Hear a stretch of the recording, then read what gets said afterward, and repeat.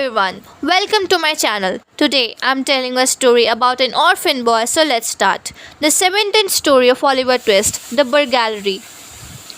Barney asked them light.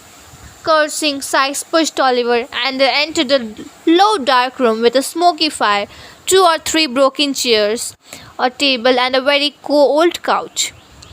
A man reposed on the couch with his leg hiked up, smoking a long clay pipe. He was dressed in a smartly cut snuff colored coat with large brass buttons, an old neckerchief, a coarse shawl patterned waistcoat, and drab breeches. He was Mr. Crackit. The little hair on his head was dyed red and worn into long corkscrew curls. His dirty fingers bore large common rings. "Bill, my boy," said this figure, turning his head towards the door. "I'm glad to see you. I was almost afraid you had given it up. Hello."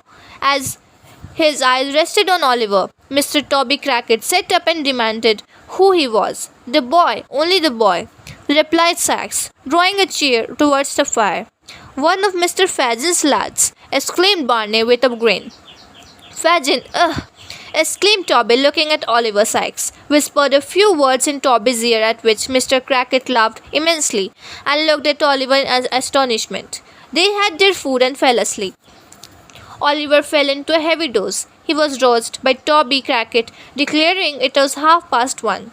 They quickly enveloped their legs and chins in large dark shawls and drew on their greatcoats. They also took pistols, a crowbar, two thick sticks, and other articles. Sykes then fastened Oliver's cape. Toby and Sykes took Oliver on either side and set off. Barney stayed back. It was now intensely dark. The fog was much heavier and the atmosphere was very damp. They stopped before a detached house surrounded by a wall. Toby Crackit climbed to its top. They hoisted Oliver up and Sykes followed. They stole cautiously about the house. Oliver's mad with grief and terror, realized that housebreaking and robbery were the objectives of the expedition. He sank upon his knees. "Get up," murmured Sykes, trembling with rage and drawing the pistol from his pocket. "Get up, or I will stew your brains upon the glass." "Oh, for God's sake, let me go," cried Oliver. "Oh, please, have mercy on me, and do not make me steal." "Hush," replied the man. "Say another word, or I will crack your head." "Now listen," whispered Sykes. "I'm going to put you through there. Take this light. Go softly up the steps, straight before you, and along the little hall to the little tree. Unfasten it standing on a chair and let us in." They listened intently and let him in.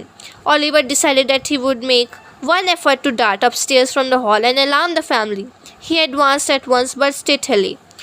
"Come back!" suddenly cried Sykes aloud. Scared, Oliver dropped his lantern and knew not whether to advance or fly. A light appeared. A vision of two terrified half-dressed men at the top of the stairs swam before his eyes.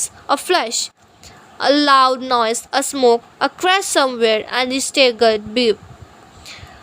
Sykes fired after the man and dragged the boy up. "Clasp her arm tighter," said Sykes as he drew his to the window.